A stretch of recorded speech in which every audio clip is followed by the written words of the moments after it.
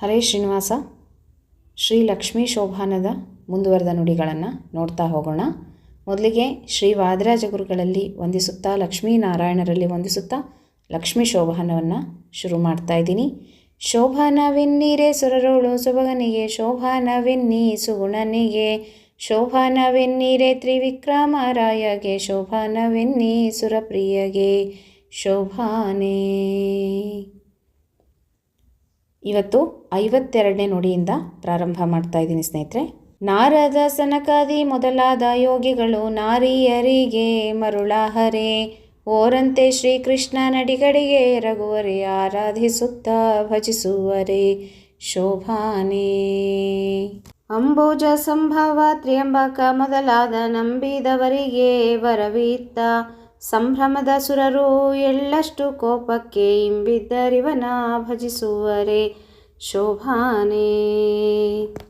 ಅವನಂಗುಷ್ಟವ ತೊಳೆದ ಗಂಗಾದೇವಿ ಪಾವನಳೆನಿಸಿ ಮೆರೆಯಾಳೆ, ಜೀವರ ಸೇರುವ ಪಾಪವ ಕಳೆವಳು ಈ ವಾಸುದೇವಗೆ ಎಣೆಯುಂಟೆ, ಶೋಭಾನೇ.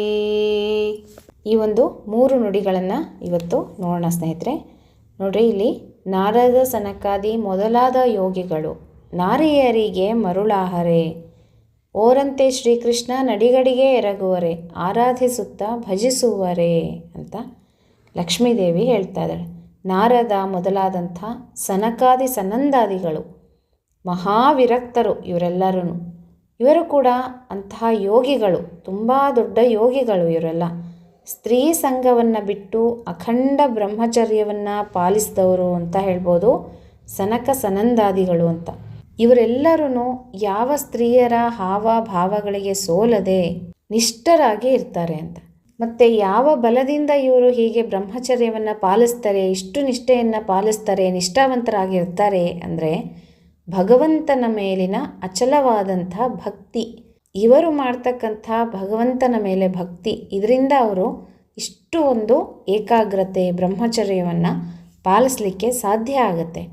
ಈ ಭಕ್ತಿಯಿಂದ ಇವತ್ತಿಗೂ ಅವಧೂತರಾಗಿ ಜೀವನವನ್ನು ನಡೆಸ್ತಾ ಇದ್ದಾರೆ ಅಲ್ವಾ ಯೋಗಿಗಳು ಮತ್ತು ಋಷಿಮುನಿಗಳು. ತುಂಬ ಒಂದು ಭಕ್ತಿ ಪರವಶರಾಗಿ ಅವರು ಯೋಗಿಗಳು ಇರ್ತಾರೆ. ಹಾಗಾಗಿ ಯಾವುದೇ ಒಂದು ಸ್ತ್ರೀ ಸಂಘವನ್ನು ಅವರು ಬಯಸೋದಿಲ್ಲ. ಇವರೆಲ್ಲರೂ ನಾರಿಯರಿಗೆ ಮರಳಾದ್ರ ಅಂತಲೇ ನೋಡ್ರಿ ಲಕ್ಷ್ಮಿ. ನಾರದ ಮೊದಲಾದವರು ಮನಸ್ಸನ್ನು ನಿಗ್ರಹ ಮಾಡ್ಕೊಳ್ತಾರೆ. ಆ ನಿಗ್ರಹ ಶಕ್ತಿ ಅವ್ರ ಹತ್ರ ಇರುತ್ತೆ. ಅಂತಹ ಶಕ್ತಿಯನ್ನು ಅವರು ತಪಸ್ಸನ್ನು ಮಾಡಿ, ಘೋರವಾದಂಥ ತಪಸ್ಸುಗಳನ್ನು ಯೋಗಿಗಳು ಮಾಡ್ತಾ ಇರ್ತಾರೆ ಅಲ್ವಾ. ಅಂತಹ ತಪಸ್ಸುಗಳನ್ನು ಅವರು ಮಾಡಿ ತಮ್ಮ ಒಂದು ನಿಗ್ರಹ ಶಕ್ತಿಯನ್ನು ಅವರು ಪಡ್ಕೊಂಡಿರ್ತಾರೆ. ಹೀಗೆ ತಪಸ್ಸುಗಳನ್ನು ಮಾಡಿ ನಾರದರು ಸನಕಾದಿ ಸನಂದಾದಿಗಳು ಯೋಗಿಗಳು ಕಾಮವನ್ನು ಗೆದ್ದವರು ಅಂತ ಹೇಳ್ಬೋದು. ಹಾಗಾಗಿ ಇವರೆಲ್ಲ ಯೋಗಿಗಳೇನಿದ್ದಾರೆ ಇವರೆಲ್ಲರೂ ಶ್ರೀಕೃಷ್ಣನ ಅಡಿಗಳಿಗೆ ಎರಗಿಬಿಟ್ಟು ಈ ಒಂದು ಶಕ್ತಿಯನ್ನು ಪಡೆದಿದ್ದಾರೆ ಅಂತ ಹೇಳ್ತಾ ಇದ್ದಾಳೆ ಲಕ್ಷ್ಮೀದೇವಿ. ಹಾಗಾಗಿ ಇವರಿಗೆ ಇಂತಹ ಒಂದು ಶಕ್ತಿ ಇದೆ, ನಿಗ್ರಹ ಶಕ್ತಿ ಇದೆ. ಇವರೆಲ್ಲರೂ ಶ್ರೀಕೃಷ್ಣನ ಅಡಿಗಳಿಗೆ ಎರಗಿ ಆರಾಧಿಸುತ್ತಾ ಭಜಿಸ್ತಾ ಇರ್ತಾರೆ ಅಂತ ಲಕ್ಷ್ಮೀದೇವಿ ಹೇಳ್ತಾ ಇದ್ದಾಳೆ. ನಾರದ ಸನಕಾದಿ ಮೊದಲಾದ ಯೋಗಿಗಳು, ನಾರದರು ಸನಕ ಸನಂದಾದಿಗಳು ಯೋಗಿಗಳು ಅಂತ ಕರೀತಾರೆ ಇವರೆಲ್ಲರನ್ನು. ಹಾಗಾಗಿ ಇಂಥ ಯೋಗಿಗಳು ಯಾವತ್ತಾದರೂ ನಾರಿಯರ ಮರುಳಾಗಿದ್ದಾರ, ನಾರಿಯರಿಗೆ ಅವರ ಒಂದು ಹಾವಭಾವಕ್ಕೆ ಏನಾದರೂ ಮರುಳಾಗಿ ತಮ್ಮ ಒಂದು ಬ್ರಹ್ಮಚರ್ಯವನ್ನು ಬಿಟ್ಟಿದ್ದಾರಾ ಅಂತ ಕೇಳ್ತಾ ಇದ್ದಾಳೆ ಲಕ್ಷ್ಮಿ. ಯಾಕೆ ಅವರಿಗೆ ಬಿಡಲಿಕ್ಕಾಗಿಲ್ಲ ಅಂದರೆ ಭಗವಂತನ ಮೇಲಿರುವಂಥ ಭಕ್ತಿ, ಅದರಿಂದ ಅವರು ಅದನ್ನು ಗೆದ್ದಿದ್ದಾರೆ, ಕಾಮವನ್ನು ಗೆದ್ದಿದ್ದಾರೆ ಅಂತ ಲಕ್ಷ್ಮೀದೇವಿ ಇಲ್ಲಿ ಈ ನುಡಿಯಲ್ಲಿ ತಿಳಿಸ್ತಾ ಇದ್ದಾಳೆ. ಈಗ ಮುಂದಿನ ನುಡಿಗೆ ಹೋಗೋಣ ಸ್ನೇಹಿತರೆ. ಅಂಬುಜ ಸಂಭವ ತ್ರ್ಯಂಬಕ ಮೊದಲಾದ ನಂಬಿದವರಿಗೆ ವರವಿತ್ತ, ಸಂಭ್ರಮದ ಸುರರು ಎಳ್ಳಷ್ಟು ಕೋಪಕ್ಕೆ ಇಂಬಿದ್ದರಿವನ ಭಜಿಸುವರೆ ಅಂತ ಲಕ್ಷ್ಮೀದೇವಿ ಕೇಳ್ತಾ ಇದ್ದಾಳೆ. ಅಂಬುಜ ಅಂದರೆ, ಅಂಬು ಅಂತಂದರೆ ನೀರು, ಅಂಬುಜ ನೀರಿನಿಂದ ಹುಟ್ಟಿದ್ದು ಕಮಲ, ಅಂಬುಜ ಅಂತಂದರೆ ಕಮಲದಲ್ಲಿ ಹುಟ್ಟಿದಂಥ ಬ್ರಹ್ಮದೇವರು ಅಂತ ಅರ್ಥ. ಅಂಬುಜ ಸಂಭವ ಅಂದರೆ ಅಂಬುಜದಿಂದ ಹುಟ್ಟಿದವರು ಬ್ರಹ್ಮದೇವರು ಅಂತ. ಬ್ರಹ್ಮದೇವರು. ತ್ರ್ಯಂಬಕ ಅಂದರೆ ರುದ್ರದೇವರು. ಅಂಬುಜ ಸಂಭವ ತ್ರ್ಯಂಬಕ ಮೊದಲಾದ ನಂಬಿದವರಿಗೆ ವರವಿತ್ತ. ಇಂಥ ಎಲ್ಲ ನಂಬಿದವರಿಗೆ ಭಗವಂತ ವರವನ್ನು ಕೊಟ್ಟಿದ್ದಾನೆ.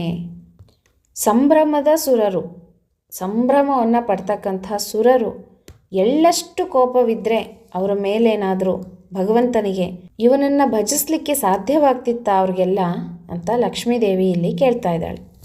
ಬ್ರಹ್ಮದೇವರು ಭಗವಂತನನ್ನು ಭಕ್ತಿಯಿಂದ ನಿರಂತರವಾಗಿ ಸ್ತೋತ್ರವನ್ನು ಮಾಡ್ತಾ ಇರ್ತಾರಂತೆ.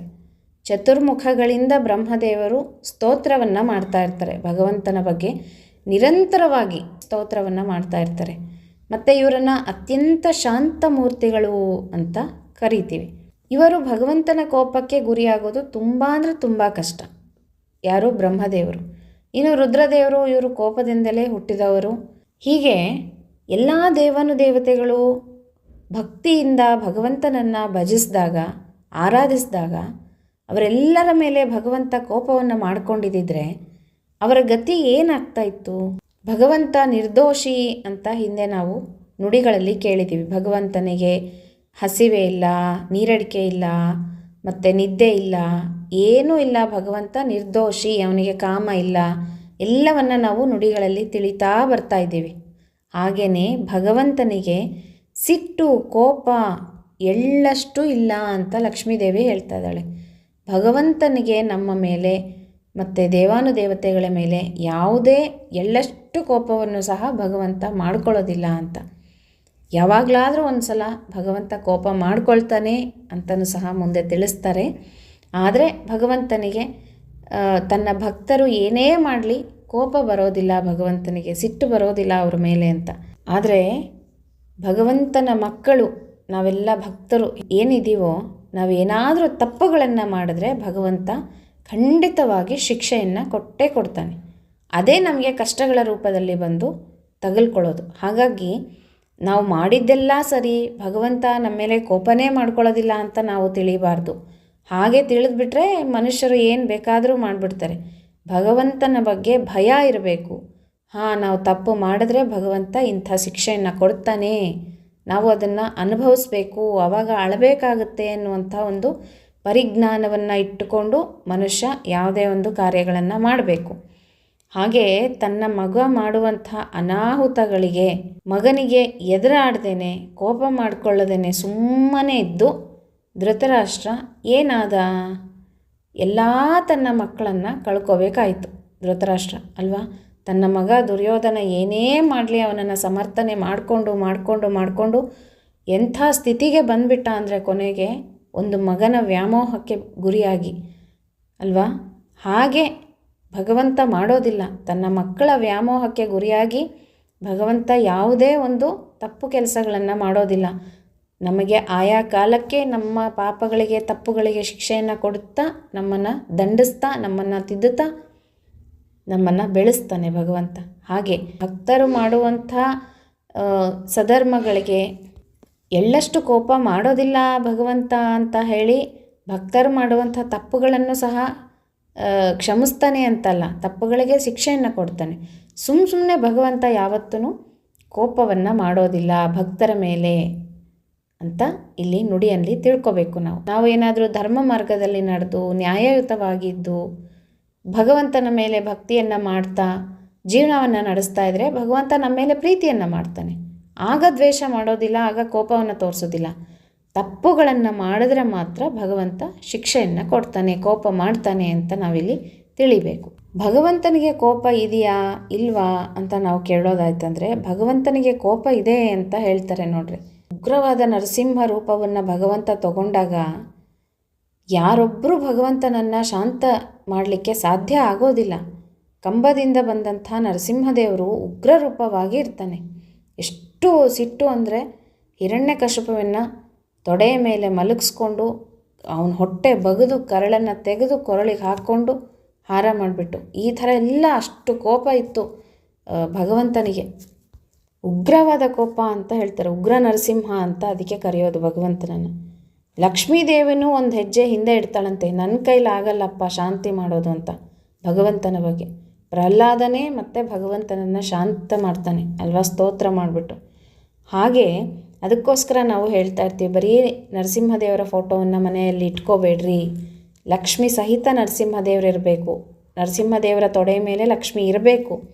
ಹಾಗೆ ನಾವು ಆರಾಧನೆ ಮಾಡಬೇಕು. ಲಕ್ಷ್ಮಿ ಇದ್ದರೆ ಮಾತ್ರ ನರಸಿಂಹದೇವರು ಶಾಂತ ರೂಪವಾಗಿ ಇರ್ತಾನೆ, ಇಲ್ಲಾಂದರೆ ಉಗ್ರ ರೂಪವಾಗಿ ಇರ್ತಾನೆ.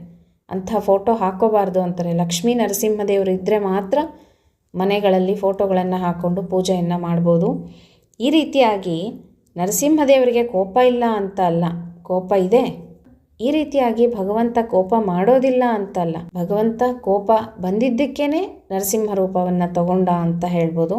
ಹಾಗೆ ಇಲ್ಲಿ ಹೇಳ್ತಾರೆ, ಅಂಬುಜ ತ್ರ್ಯಂಬಕ ಮೊದಲಾದ ಸಂಭ್ರಮದ ಸುರರಿಗೆ ತನ್ನ ಭಕ್ತರಲ್ಲಿ ಕೋಪವನ್ನು ಮಾಡಿಕೊಳ್ಳುವುದಿಲ್ಲ ಅಂತ ಲಕ್ಷ್ಮೀದೇವಿ ಹೇಳ್ತಾಳೆ. ಯಾವಾಗಲೂ ಕರುಣೆ ಪ್ರೀತಿಯನ್ನು ಮಾಡ್ತಾನೆ ಭಗವಂತ ಅಂತ. ಹೀಗಾಗಿ ದೇವರಿಗೆ ಕೋಪ ಬರಲಿಕ್ಕೆ ಸಾಧ್ಯವಿಲ್ಲ ಅಂತ ಲಕ್ಷ್ಮೀದೇವಿ ಇಲ್ಲಿ ತಿಳಿಸ್ತಾ ಇದ್ದಾಳೆ. ಎಳ್ಳಷ್ಟು ಭಗವಂತನಿಗೆ ತನ್ನ ಭಕ್ತರ ಮೇಲೆ ಯಾವಾಗಲೂ ಕೋಪ ಬರೋದಿಲ್ಲ ಅಂತ ಹೇಳ್ತಾ ಇದ್ದಾಳೆ. ಹಾಗಾಗಿ ಎಲ್ಲರೂ ಭಗವಂತನನ್ನು ಭಜಿಸಬೇಕು ಅಂತ ಕೊನೆಯದಾಗಿ ಲಕ್ಷ್ಮೀದೇವಿ ತಿಳಿಸ್ತಾ ಇದ್ದಾಳೆ. ಈಗ ಮುಂದಿನ ನುಡಿಗೆ ಹೋಗೋಣ ಸ್ನೇಹಿತರೆ. ಅವನಂಗುಷ್ಟವ ತೊಳೆದ ಗಂಗಾದೇವಿ ಪಾವನಳೆನಿಸಿ ಮೆರೆಯಾಳೆ, ಜೀವರ ಸೇರುವ ಪಾಪವ ಕಳೆವಳು, ಈ ವಾಸುದೇವಗೆ ಎಣೆಯುಂಟೆ ಅಂತ ಲಕ್ಷ್ಮೀದೇವಿ ಇಲ್ಲಿ ಹೇಳ್ತಾ ಇದ್ದಾಳೆ. ನೋಡ್ರಿ, ಯಾರ ಪಾದದ ಅಂಗುಷ್ಟವನ್ನು ತೊಳೆದ ನೀರು ಗಂಗೆ ಅಂತ ಕರೆಸ್ಕೊಂಡು ಲೋಕಪಾವನಳಾಗಿದ್ದಾಳು, ಹಾಗೆ ಮೆರೀತಾ ಇದ್ದಾಳೆ. ಯಾರು? ಗಂಗೆ. ಎಲ್ಲ ಜೀವ ಜಂತುಗಳ ಪಾಪಗಳನ್ನು ಕಳೆಯುವಂಥವಳು ಗಂಗೆ ಅಂತ ನಾವು ಹೇಳ್ತೀವಿ. ತನ್ನ ಅಂಗುಷ್ಟದಿಂದ ಹುಟ್ಟಿಸಿ ಗಂಗಾಜನಕನಾದಂತಹ ಭಗವಂತನಿಗೆ ಯಾರು ಸಮನಾಗಿದ್ದಾರೆ ಅಂತ ಇದ್ದಾಳೆ ಲಕ್ಷ್ಮೀದೇವಿ. ಅಂಗುಷ್ಟದಿಂದ, ಭಗವಂತನ ಪಾದದ ಅಂಗುಷ್ಟದಿಂದ ಹುಟ್ಟಿಸಿದಂಥ ಗಂಗೆ, ಗಂಗಾಜನಕ ಅಂತ ಭಗವಂತನನ್ನು ಕರೀತಾರೆ, ಗಂಗೆಯ ತಂದೆ ಅಂತ.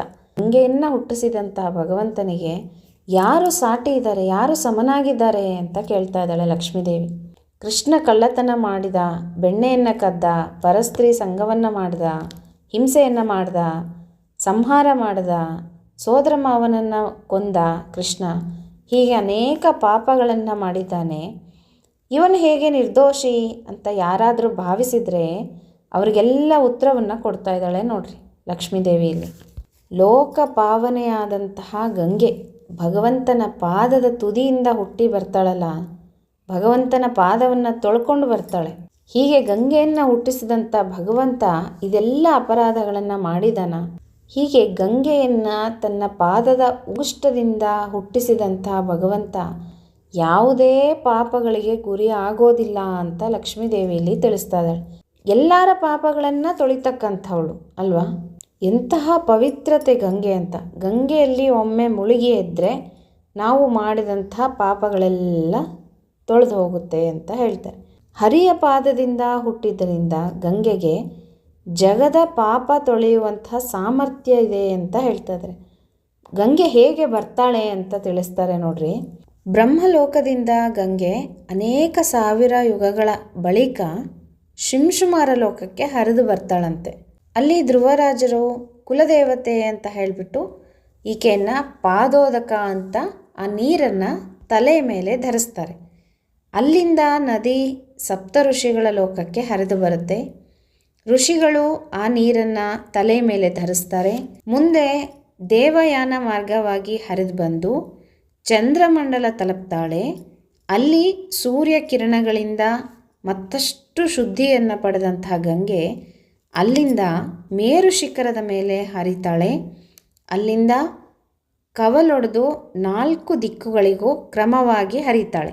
ಯಾವ್ಯಾವ ದಿಕ್ಕಿಗೆ ಏನೇನು ಅಂತ ಹೇಳ್ತೀನಿ. ಸೀತಾ, ಅಲಕನಂದ, ಚಕ್ಷು, ಭದ್ರಾ ಅಂತ ಹೇಳಿ ನದಿಗಳಾಗಿ ಹರಿತಾಳೆ. ಹೀಗೆ 4 ಭಾಗವಾಗಿ ಕೆಳಗೆ ಇಳಿದು ಬಂದಂಥ ಗಂಗೆ 4 ಭಾಗವಾಗಿ ಹರಿತಾಳೆ. ದಕ್ಷಿಣಕ್ಕೆ ಅಲಕನಂದ ಗಂಧಮಾದನ ಪರ್ವತದ ಮಾರ್ಗವಾಗಿ ಮಾನಸ ಸರೋವರವನ್ನು ಸೇರ್ತಾಳೆ.